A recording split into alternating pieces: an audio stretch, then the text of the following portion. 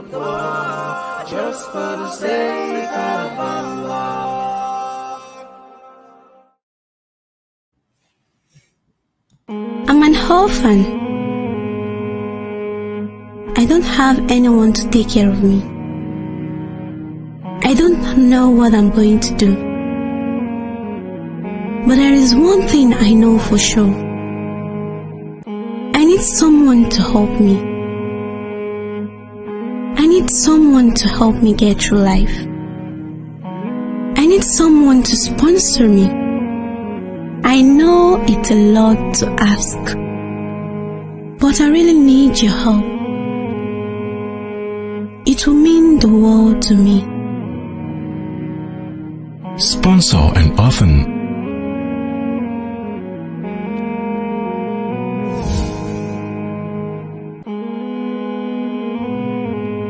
Rafiki Foundation, helping the needy and the poor.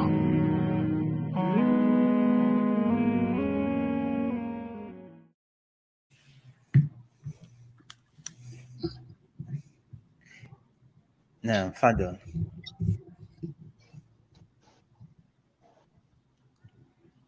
السلام على رسول الله وعلى آله وأصحابه وتابعين له بإحسان.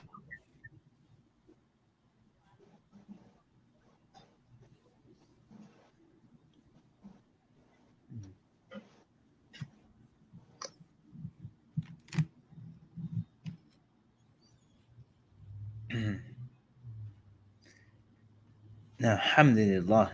We apologize for the network issue. So Alhamdulillah Rabbil Alameen. Wassalatu wassalam ala Rasuli Kareem. All praises belongs to Allah. We thank Allah, we glorify Allah, and we ask Allah Rabbul Izzah wa Jalla to send His blessings, His peace upon our noble Prophet Muhammad sallallahu alaihi wasallam, his family, his household, and all those who follow his footsteps. This is the day of judgment. Amin ya Rabbal Alameen. We welcome our guest viewers. We welcome our Mashaykh and all of those who will be watching our program. We ask Allah Rabbul Izzah wa Jalla to reward you all and to bless you and your home. Amin ya Rabbal Alameen. As you all know, our episode which we have been discussing in regards to the Muslim homes, especially when it comes to marriage and what should a Muslim home be like. And today with me is my honorable Sheikh Yaqub, and also my Ustaz Sheikh Al-Mahi. So alhamdulillah, we'll be discussing about this subject matter, as is very, very dear need to us, and is very important, because that is what builds our homes, and that is what would straighten our homes upon the Suratul Mustaqim, the path of Allah Rabbul Izzah wa Jalla. Alhamdulillah, as we want to begin today's episode, we ask Allah to put His barakah in everything that we say and forgive all of our shortcomings. Amin ya Rabbal Alameen. So today we'll be discussing, moving forward on the issue of marriage expectation, like spouses' expectations. What should a spouse expect from spouse? Let me put it that way. So you as the husband, what should you expect from your wife? And you are the wife, as the wife, what should you expect from your husband? And are there some things that are not realistic when it comes to expectation? Because we know in our era today we have so many expectations, and it's so overwhelming. So what are the realistic expectation, and we're going to distinguish it from those that are not realistic. So inshallah we will start with that. Let's first pull out and filter those expectations that couples have for themselves, but these expectations are not truly realistic in a sense. And because we deem it as being unrealistic, because this is what is causing conflict in marriage, this is what is causing disputes between spouses and breaking homes. So that is something that we want to first pinpoint. So alhamdulillah, welcome back to our segment, the Muslim home, and we'll be discussing, as we said, the expectation in marriages. Now, let's start with those things that you think that are not or unrealistic in marriage. Let's start with our Ustaz Yakub. What do you think, like spouses, like or the husband expect from the wife, or the wife expect from the husband, but these issues are things that are not realistic in its true sense? Alhamdulillah Rabbil Alamin, salatu wassalam ala man la nabiyya ba'da. Jazakumullahu khairan, Sheikh Muzammil.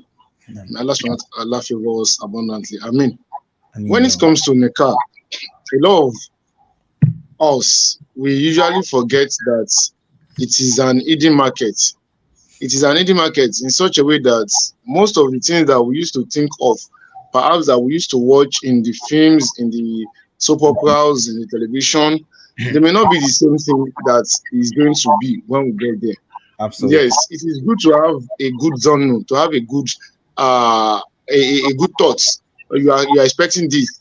But nevertheless, Prophet Muhammad Sallallahu Alaihi Wasallam has always told us that when it comes to the affairs of this world, we should look at those that are below us.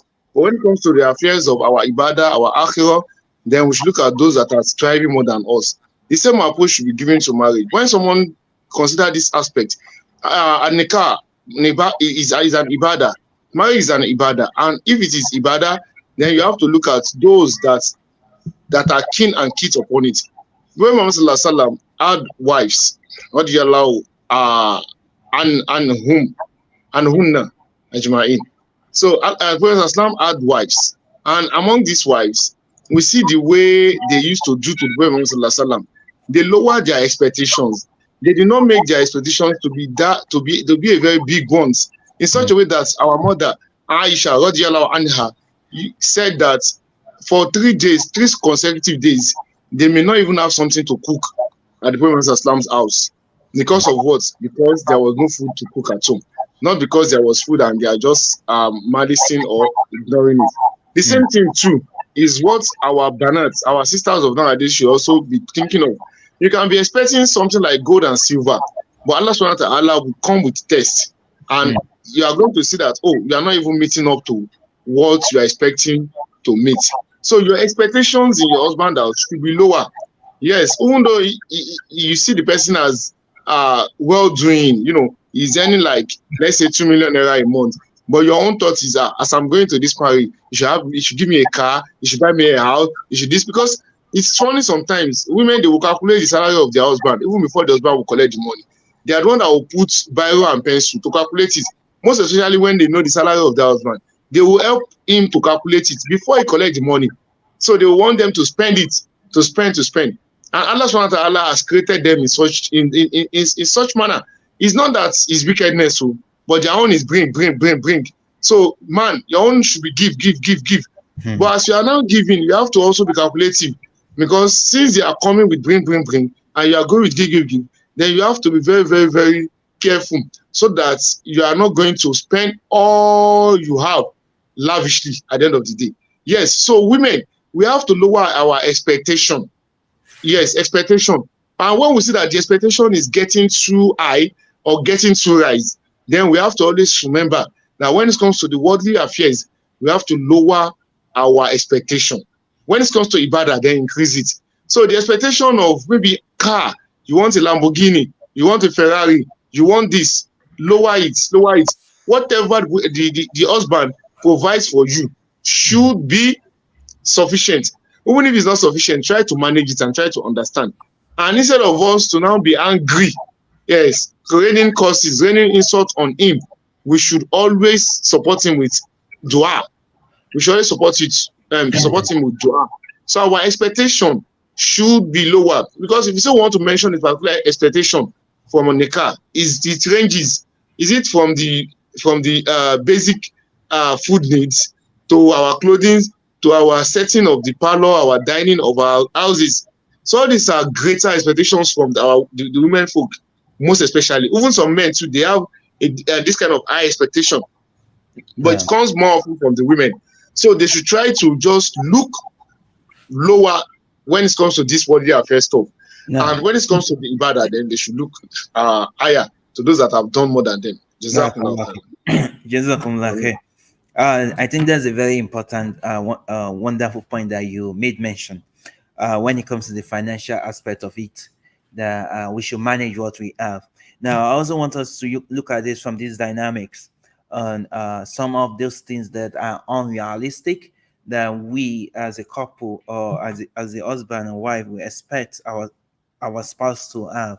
Is first of all, one of it is that my husband should understand how I feel without me having to tell him. So this, I think, is a very common error and common mistake that the wife might think like the husband have to always understand what she is feeling, or the husband should always think that the wife would always understand what the husband is feeling. I think this expectation is very, very unrealistic, because the way the mind works is that you cannot know what is inside someone's mind in the fullest, completely. You might guess, you might have a thought, right? Maybe there are some symptoms or signs that might show in the face, or a sign that might shows like in the body part. But for a spouse, should think that the other party should always understand what the husband is going through, or the husband should always have in mind that, don't my wife know what I am feeling right now? No, she can't know. The dear wife, the husband cannot know except you communicate it. So this is something that happens in so many homes that causes dispute, whereby you think, okay, I did so and so for my wife, and I'm in this troublesome state, and I think my wife should know better that she's supposed to approach me without me even telling what my feelings is. So this is a common unrealistic issue. What do you think about that, Sheikh Yakub? Now, the feelings, it is normal, like I said, because Allah Subhanahu wa Ta'ala did not create us the same way. Yes, men, our own is always action. Why the women, they are more of, like I said, receiving. When it comes to thoughts, the wife usually expects the husband to have the same kind of thoughts as they are thinking. Yes, this is their own nature. One thing I see to this is that the husband should just be diplomatic when it comes to managing the wife's feeling, because sometimes you work from 8 to 8, you come home, then your wife will expect you to come with, to come on with the kind of joke she's presenting, or the affairs or matter she's presenting. Even if you are not interested in it, just try to give a listening ear. Yes, I think they want that listening ear the more. Listening ear, just listen. Even if you are not interested in it, still try and do as if you are listening. Yes, even if it is not interesting to you, try and do what? Try and listen to them. Yes, don't shun and say, oh, this you are telling me, see, it's your own matter, it's not my own. By the time you do that, then they will think you are not giving them their rights, and that is just nature. Yes, the men may not even be interested in it at all, whatever issue they bring. So try to reciprocate the feeling. Yes, try to reciprocate, even if it does not interest you. Even if it does not interest you, try to reciprocate it. So, because we can't share the same feeling 100%, that is certain. You can't. But the little one you can just, follow up with. But that doesn't mean that you have to be pretensive all the time. What I'm just saying is that when you are not interested, try to still behave as if you are interested, so that they are not going to pick that as a serious issue. Most especially is the finding a balance to emotional balance, whereby someone is in pain, but decided not to communicate the pain to the spouse, right? And expecting the spouse to know, oh, I'm in pain. Sometimes this happens a lot, whereby the husband comes home after a long day at work, and then expecting the wife to be like, I've gone to work since morning, I came home, I'm restless, and you didn't even come, you don't even know what is going inside me. I've went to fetch the money. So that seems, those stuff leads to anger, right? So I think couples, they have to know how to find emotional balance, knowing the fact that emotional, your feelings also comes with communication. Like, let's say you're feeling down, you need to communicate with your spouse, tell him the reason why you're feeling down, and do not always expect him to know magically, because he's not a mind reader, right? We don't read mind in Al-Islam, right? And then so I think it's very, very important to communicate your feelings whenever you're down or you're in pain with your spouse, and that would also, inshallah, is like help a lot of home. Now let's move to the number 2, unrealistic. Those of you who are just joining us, inshallah, you're welcome to our program. We're discussing about the Muslim home, spouses' expectations. If you can share this program with your friends, your family, may Allah reward you abundantly. Now, number 2, unrealistic, I think people always expect in marriage is that my husband always have to make me happy, or my wife always have to always make me happy. Always. Please note the word always, right? Because it's the expectation that both couples should be happy and to make themselves happy. But when you know the word always, I think it's unrealistic. Or what do you think in regards to that aspect, Sheikh Yaqub? Now, when it comes to being happy always, well, the word is relativistic. No. So it depends on what both the husband and the wife determines to be happiness, or what they want that will make them to look happy. So some people, it is the time the husband finds his wife reading the Quran, then the happiness increases. But if it is to share common things that will make spouse happy, then both of them, they need to be on common terms as far as that is concerned. Like I said again, happiness is relativistic. It is relative. What makes a couple happy may not make another couple to be happy.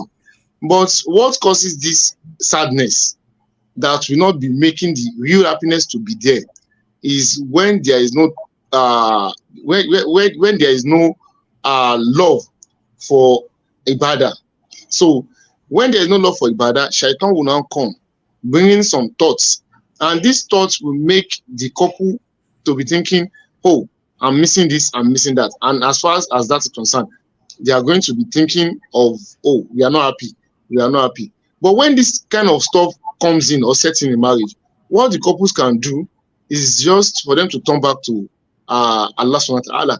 When they turn back to Allah, they check themselves very well. This thing that is making us not to be happy. For example, let's say it is the school fee.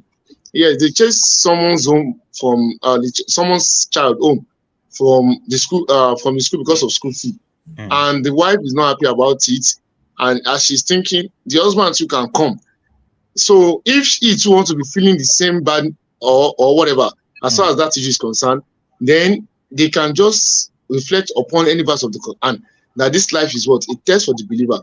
So whenever the couples are feeling that they are not happy at any point in time, turning back to the Quran and reading the ayat of Allah subhanahu wa ta'ala is going to make them to reflect back and know that this life is what is transient. There is nothing in this world that lasts forever. So our happiness does not lie in gaining all of this world. Our happiness lies in what? Lies in we meeting Allah subhanahu wa ta'ala as a sincere and obedient servant to him. So we should just try to see our happiness and recode it. So what do we call happiness? Is it the possession of this world? Is that way we attach our own happiness to? And of course, anybody that attaches his or her own happiness to the material world, to the material life alone, then that person may be doomed. So you don't attach happiness to the material life alone, but what you make your means and end to be the same thing. A believer will not say, let the end justify the means. So whenever someone is saying the end should justify the means, then that person will not be happy every time until that end is sin. So whatever the means, they don't care. Some people, they don't care how their husband bring money home. As far as they are happy, they are okay.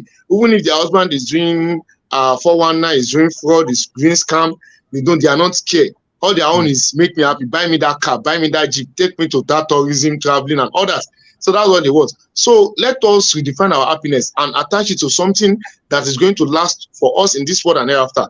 And that is what Islam has made couples, the husband and wife, to be upon. So the real happiness lies in the obedience to Allah subhanahu wa ta'ala and the sunnah of the Prophet Muhammad sallallahu alaihi wasallam. Barakallahu And fikum. I think you made so many good points. And also, because this is the issue that we find in the community that most couples complain, and it leads to so many broken home, in the sense that the husband or the wife will say, "I'm not happy in my home," and the husband will always say, "I'm not happy with my wife." Right, and this goes on and on.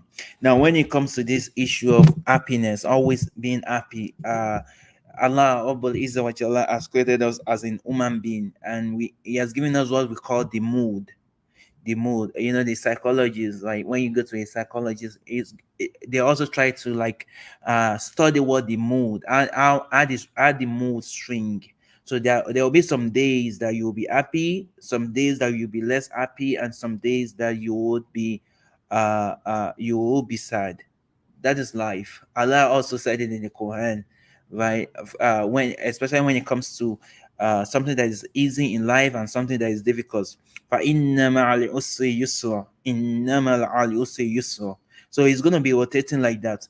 I like the fact that Sheikh Yaqub, you took it in the aspect of the Islamic, aspect, which is the Sharia, that what is deemed as happiness. But now let's break it down into why we find a lot of broken homes today, whereby one of the complaints that they make is that the husband is not making me happy. And you find the complaint from the husband as well that the wife is not also making me happy. So, and the unrealistic fact about this is that you cannot always be happy, right? There will be a time that your mood will change. Now, how do we make a balance? The balance is what Sheikh Yaqub said. Like, first of all, we know we are building the home upon ibadah, upon the tawhid of Allah, upon our Islamic core goal, which is to worship Allah. So we always have to know that to find happiness in its true sense, as Allah said in the Quran, Allah bi dhikrillahi tatma'inna qulub, that for indeed the happiness lies in the remembrance of Allah. So whenever you feel that your wife or your husband is not making you feel happy, it's not going to continue like that. Just know it's temporary. So what you should resort to is to the remembrance of Allah. Look at what does Allah say at this instant? What does Allah say about challenges in life? What does Allah say about trials? Know that Allah is testing you. Whenever you find that your husband is being difficult on you, know that for sure Allah is testing you to see how you're going to react. If you're going to go, because one of the issues here is that, Sheikh Yaqub, is that a lot of people react in the negative sense that they will allow shaitan to grasp hold of them, and they will keep building the anger until the separation comes about. So you have to always know as the wife that if your husband is not making you happy, know that it's temporary, and try to look for ways that you think you can appease to him to make you happy and to bring back his mood to the happiness as he first got marriage. That is your goal.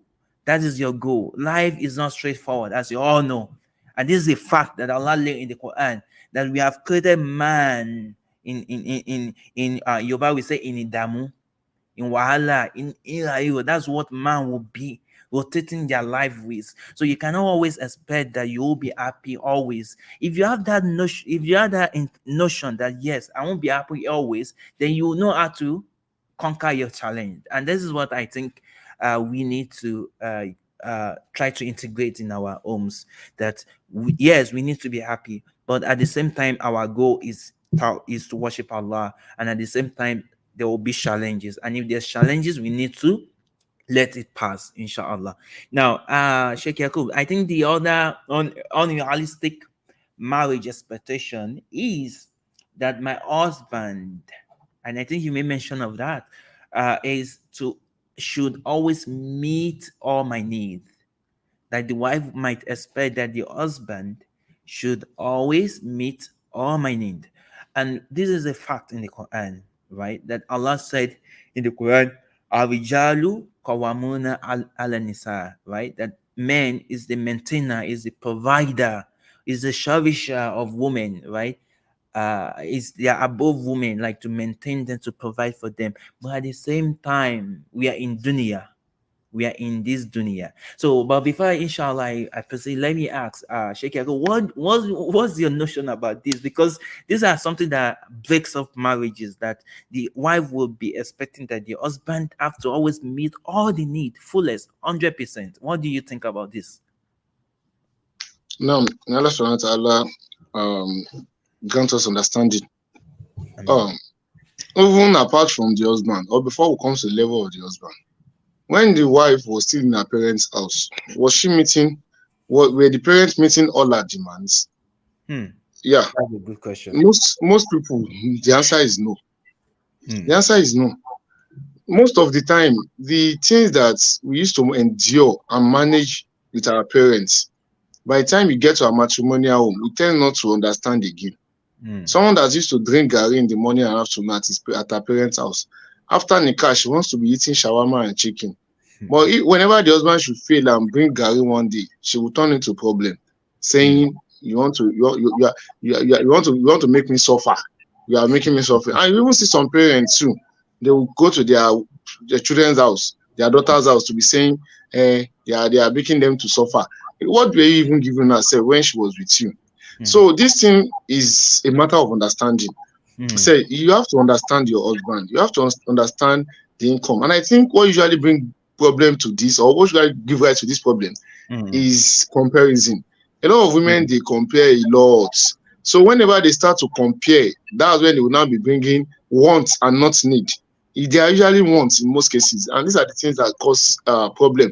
Whenever they are comparing what their friends as, oh, my friend, we got married on the same day, or I got married before her. Now her husband has gotten her a fine car. She's now using a car. You too, can't you buy me a car? You know, even they don't even care to know.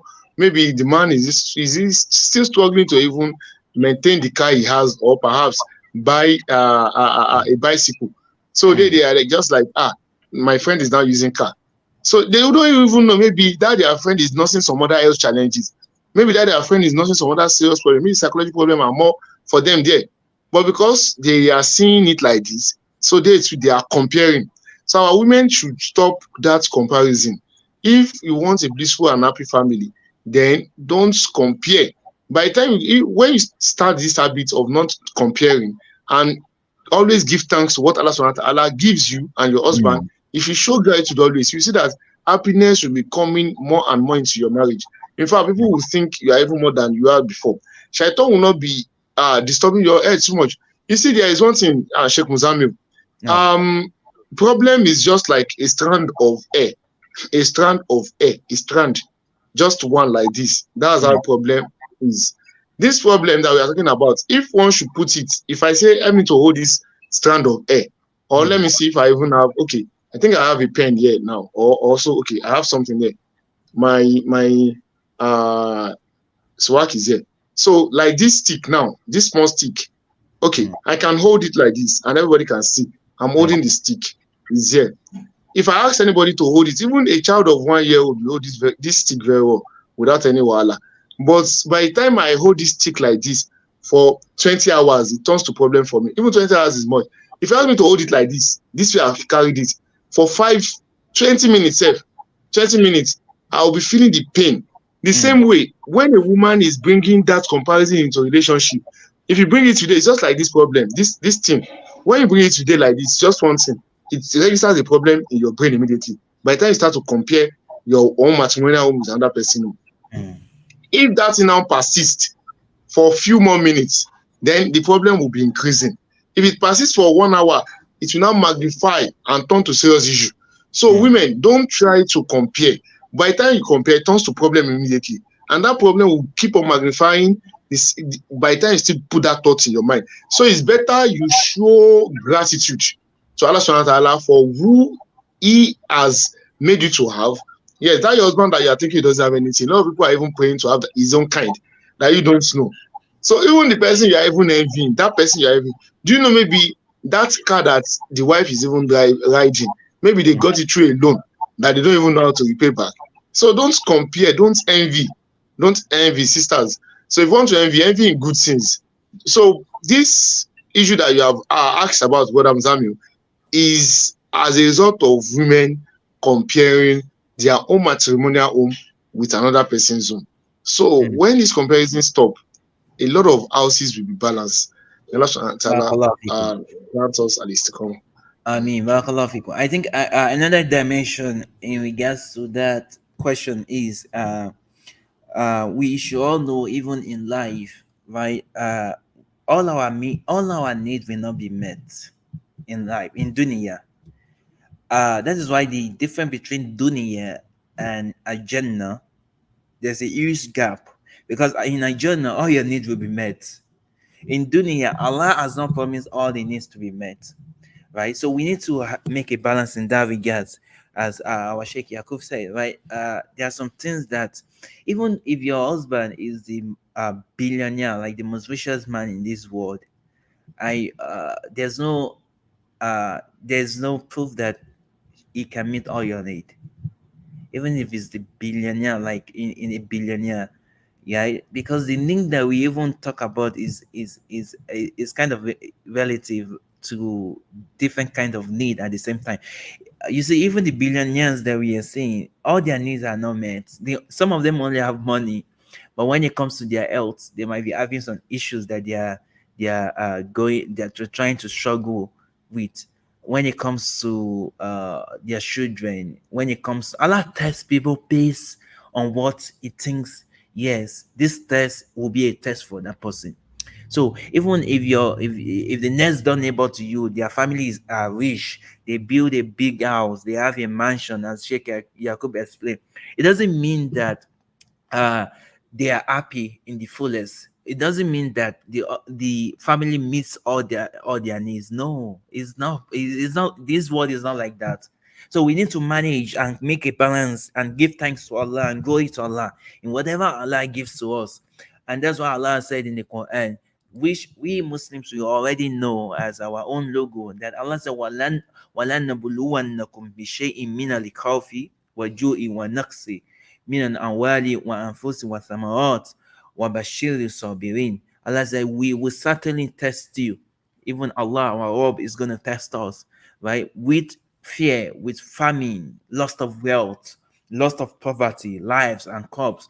And the last idea that give glad tidings, give bushra to those who are patient. So I think at this point, we as a couples, we need to understand we need to be patient. We need to be patient with each other, and there will be some times that the need will be met, and there will be some times that we just need to remain patient with the husband, or the wife need to remain patient with the wife. I mean, with the husband as well. So, inshallah, I think another point that I think we should branch into, Sheikh Yakub, is sometimes the wife thinks that I am the wife. My way is the right way. And sometimes the husband will think that I am the husband here in this picture, in this scene. My way is the right way. And when we look at the Sharia of Islam, what does Sharia of Islam says about this issue? Because this is one of the, I would say, like one of the greatest issues that breaks home, most especially in the Western society and Western world, right? Whereby the spouse, the wife would think that is there my way or nothing, and the husband will say no. In Islam, you are supposed to be obedient to your husband, but the other world is telling them, no, take a pause. You also have your, right? Is it that the husband obeys you, or there's nothing? So these are common issues that I think people also face that leads to broken home. So Sheikh Yakub, what will you say in regards to that? Now, Allah subhanahu wa ta'ala says in the Quran that that the men, they are the governors over their wives. Most of the women that you see on the streets that don't obey their husband, go and check them at their work. they obey their bosses as if there is no tomorrow. Their boss will tell them, resume to work by 6, they will resume. You are not closing until 9, they will stay. Why is it that your husband, that Allah subhanahu wa ta'ala has placed over you, your number one person that will stand in front like this to account for you in Al-Jannah, that his decision may even affect you gaining Al-Jannah. Why is that? It is he that will now be taken with triviality. So you don't need to trivialize the affairs of your husband. In the Sharia, Allah says that the governors over the wives are the husband. Allah did not even say that the women, they should be the governor even at any point in time. A woman will be under the care of a man either after birth by the father or after she gets married. Immediately after a woman married, the first authority over her is her husband. Her husband must be followed, even if the world say no, they don't need. But in the Sharia, we are Muslims, so the husband must be obeyed. The wife may have an issue in which she wants the husband to understand it. Then they can discuss and dialogue on it. But if the husband say no, this is the way we are going, then the wife should obey her husband in that regard, that they should go that way. The only case in which the wife can say no, I'm not going that way, it is when that decision is against the command of Allah subhanahu wa ta'ala. When the decision is against the command of Allah subhanahu wa ta'ala, then we don't obey the creation in disobedience to the creator.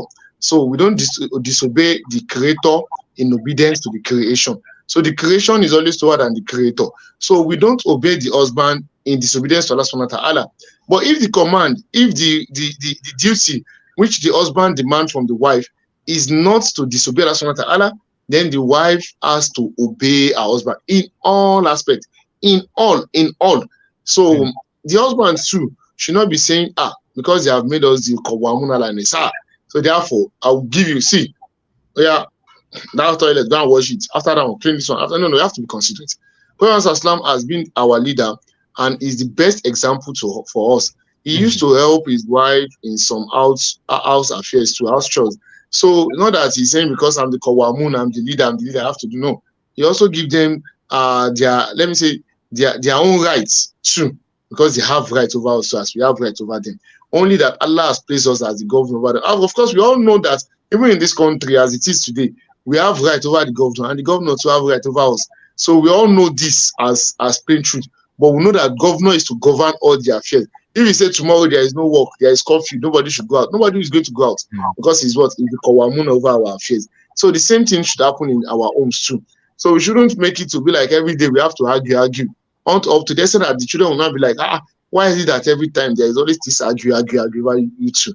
So we have to be very, very careful of the future of these children too, because they are to follow after us. So the wife should always be obedient to the husband. And in fact, one of the things that will make the child to be more elevated in status in this life is the obedience of the wife to the husband. Yes, if you want your child to be very much elevated in this life, then you have to be very, very obedient. And before I drop on that point, I'm going to refer all of us back to the seerah of our mother, Ajal. When Ibrahim alayhi salatu wasalam told Ajal that, we are going to this particular land, what did she do? She followed her husband. Let's be going. So when they even went there, she was afraid, are you going to leave us here? He said, no, our Lord will not leave us alone here. And they believe, they put their iman in the Subhanahu wa ta'ala. The wife obeyed the husband diligently and obediently. Look at the favor that Allah Subhanahu wa ta'ala has made that God gushed out from her. Her running alone 7 times. Look at the running, the way it turns to ibadah today for us. Look at the believers that Allah Subhanahu wa ta'ala has that has made to be emanated from that obedience alone that she did the other day. What if our mother Hajar has said, no, I'm not going there. I can't go. I'm not going. We have to stay here together. We have to do this together. Oh, subhanAllah. Look at a lot of things that would have been missed. But Allah subhanahu wa ta'ala is the best of planners, subhanahu wa ta'ala.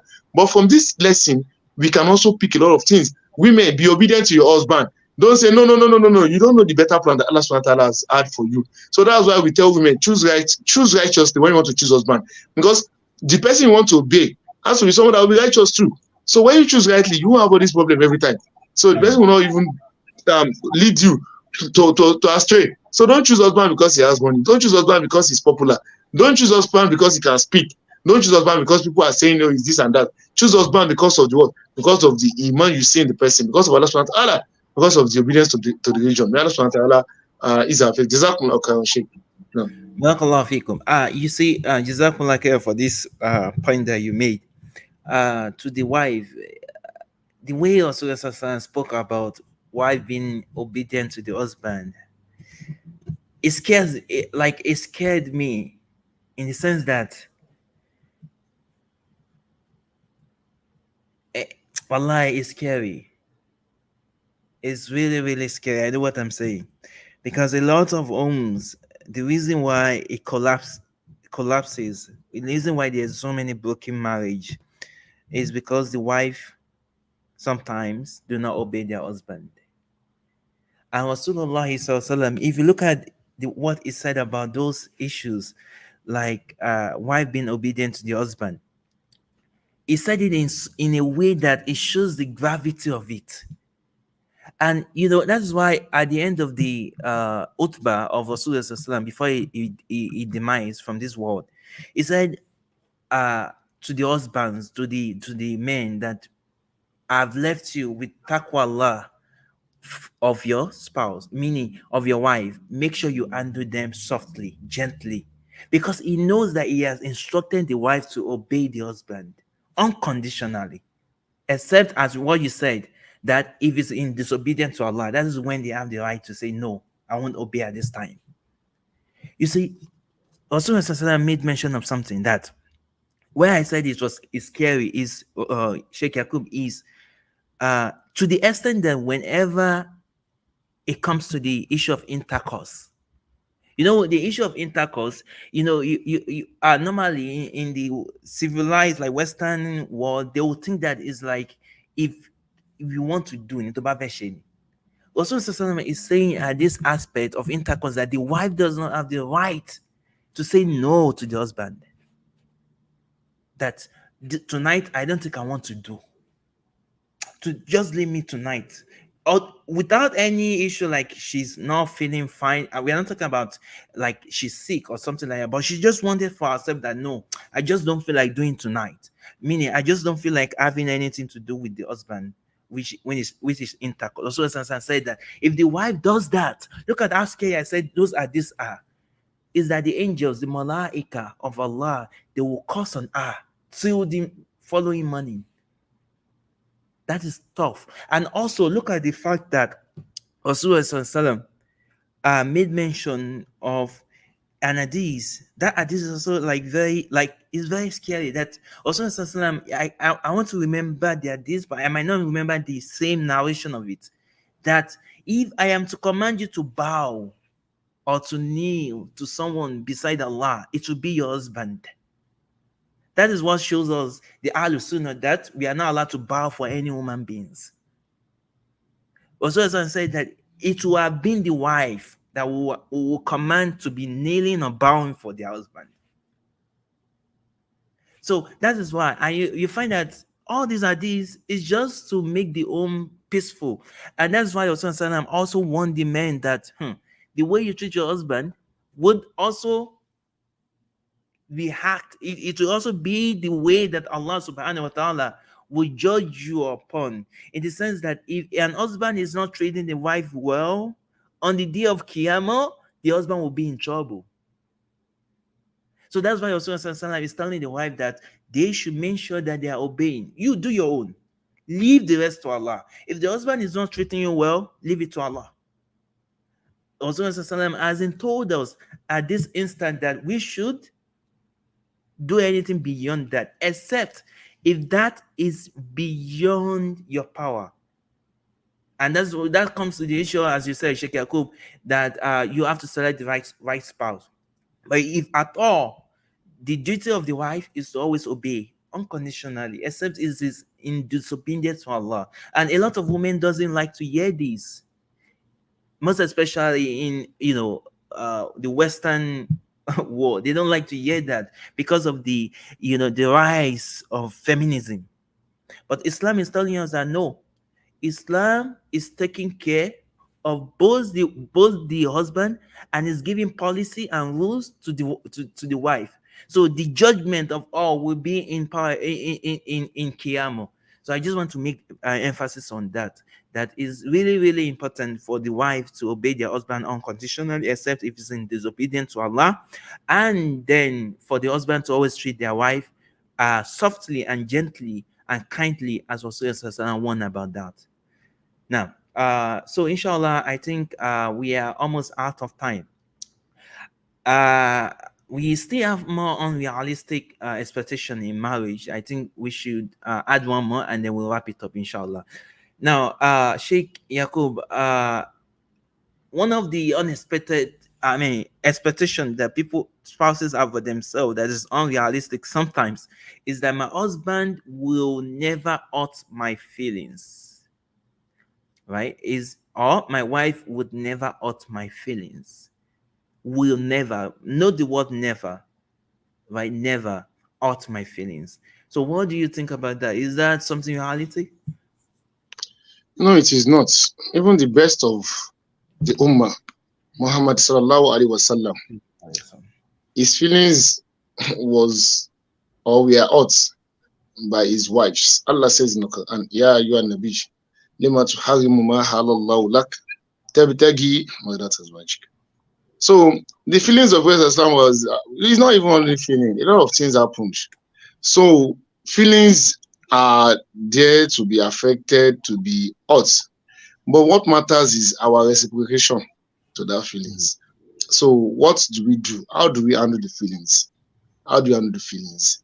So Allah has used the ayah in the Quran to teach us lesson that come when you have wife, they will come to hurt your feelings.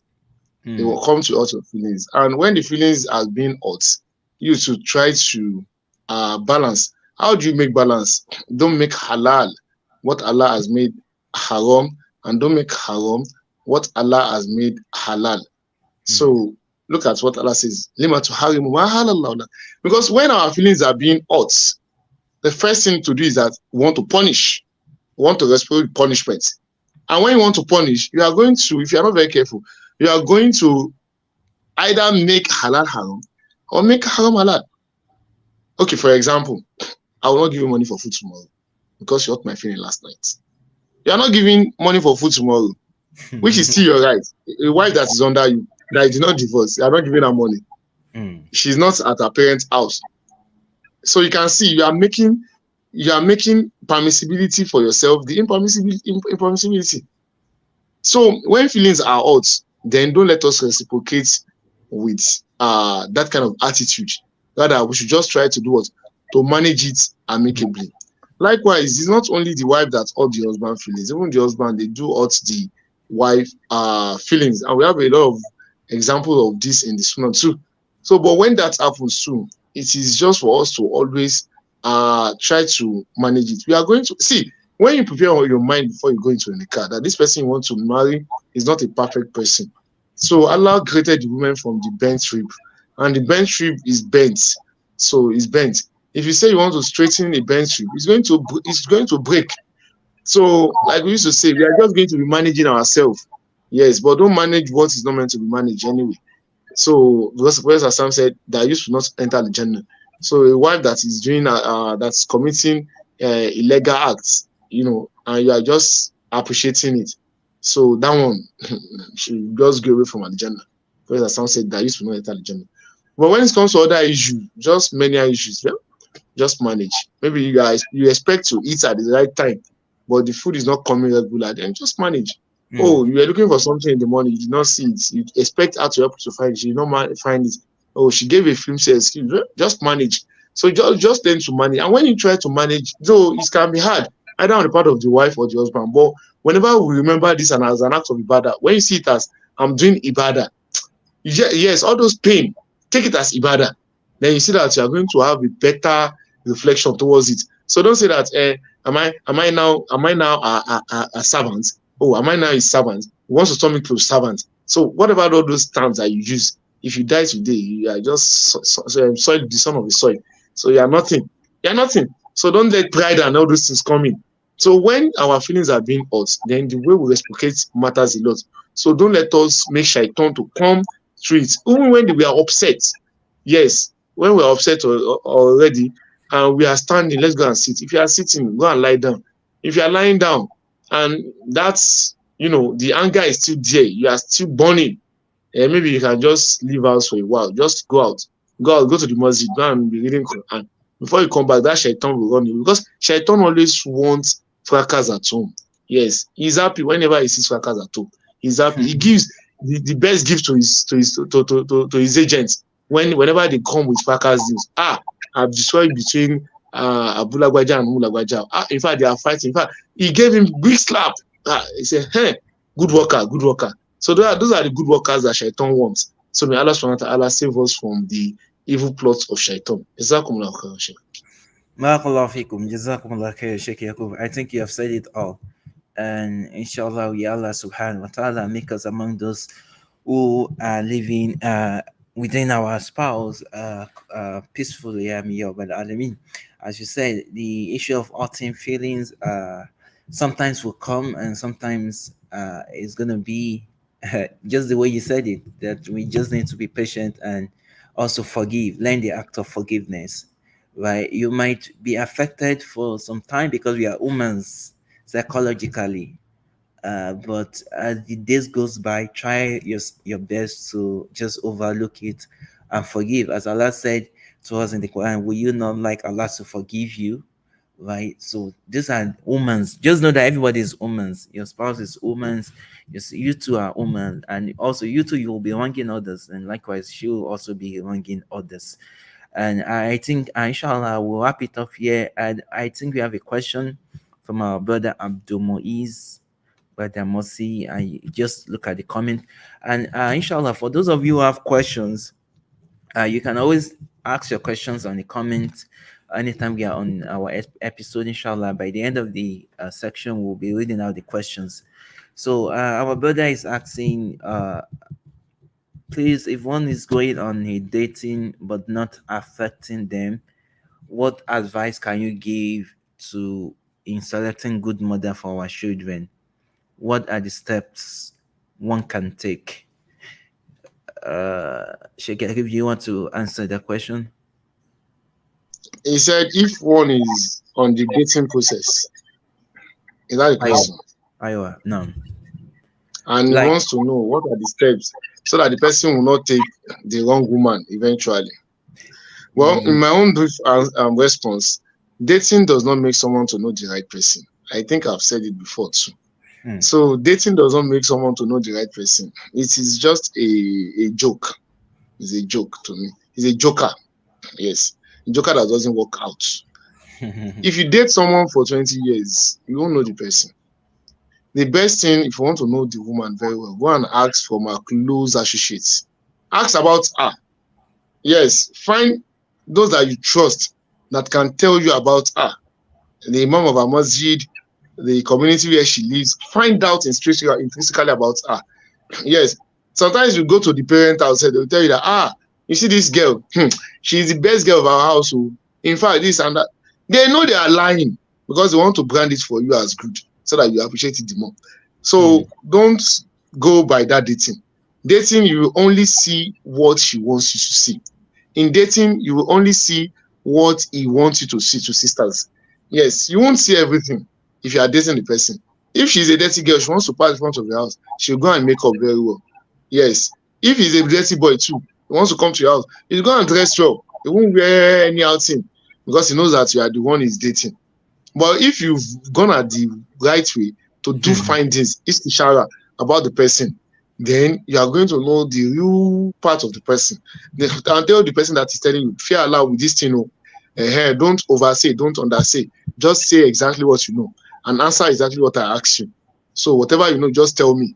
It may even be that you want someone that is as vibrant as the lion. The person should not lie that she is a sheep or no. Tell the person she is vibrant to if she talks like this, you think a lion has come. You say, hey, that's what I want. You don't know, maybe that's what the brother wants. So you have to be sincere if you have been asked about the person. Then after that one, do your istikhara. Yes, that is essential. Dating, if you go into dating and both of you enjoy your moments together, even if you are doing this istikhara, and that istikhara self, you know that as you are doing istikhara, it doesn't really want to go the way it should go because istikhara, you have sought Allah's counsel. And Allah says, this one. But because of the enjoyment which Shaitan has made you to have, you will be neglecting that part. You will not see the light of the reality of that istikhara.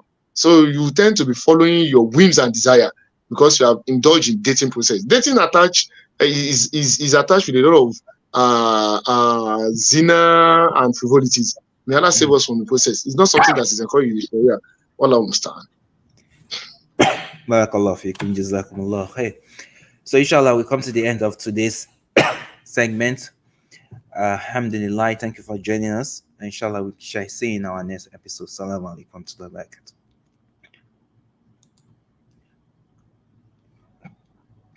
Rafiki Foundation has consistently championed the cause of the orphans and the elderly of the Muslim community. With your handsome donation, Rafiki Foundation has been able to provide the basic needs in terms of shelter, clothing, and feeding for the orphans and the elderly people in the Muslim community. We are here once again to solicit your financial support to provide more basic needs for these most vulnerable members of the Muslim community. Jazakumullahu khairan.